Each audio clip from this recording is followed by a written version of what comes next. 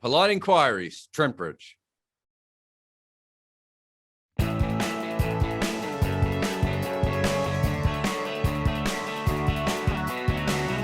Tom says, hasn't Jarrod Kimber got a better offer? Clearly not. I can't believe after everything I've managed to do in my career, I've still ended up next to you, at least digitally in this case.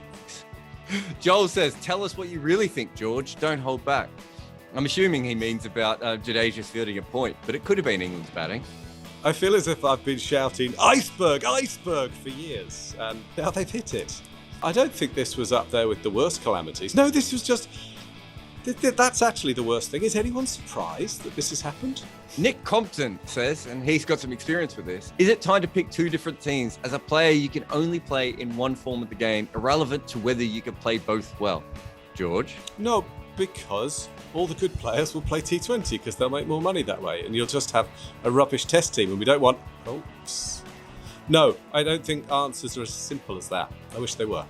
Nick says, have India ever sent a stronger test side to England? I don't think India have ever had a stronger test side than this. So, no. I think they've had slightly better batting lineups, and they might have had individual bowlers that were better.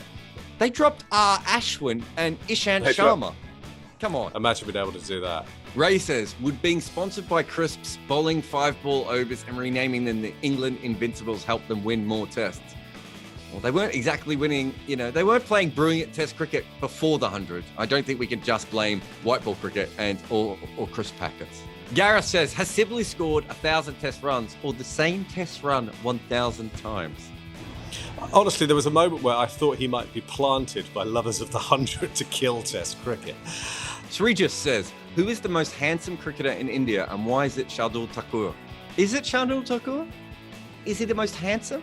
He's got a boyish charm about him, a certain rogueness, sort of a roundness of his cheeks. I'm not sure I'd call him handsome. When I think handsome, I think George Dobell. I mean, that's just bullying at this stage. Look at me.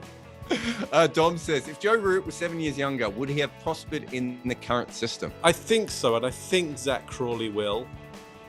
I don't see any reason why Zach Crawley won't make it. I'm not sold. I'm not sure that he can consistently build innings, but I know what you mean. I'm a little bit worried about Ollie Pope, in that I think people mistake elegance for technical correctness.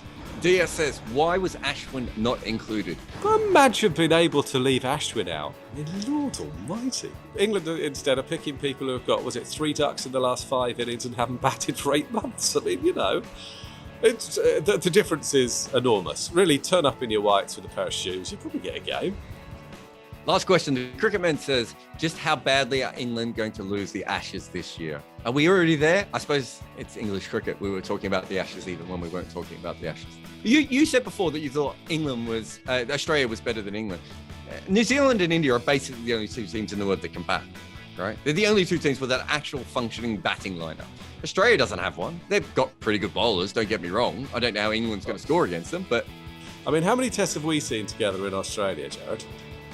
I mean, we saw 5 on the last tour, England didn't win any of those. We saw 5 on the last tour, and England lost all 5 of those.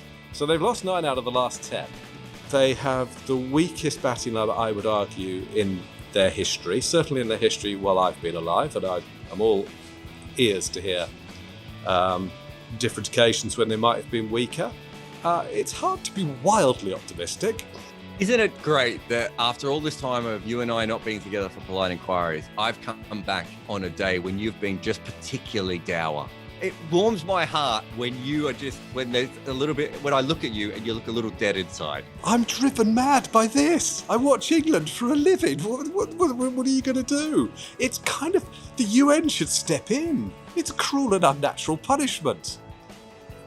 We'll see you tomorrow.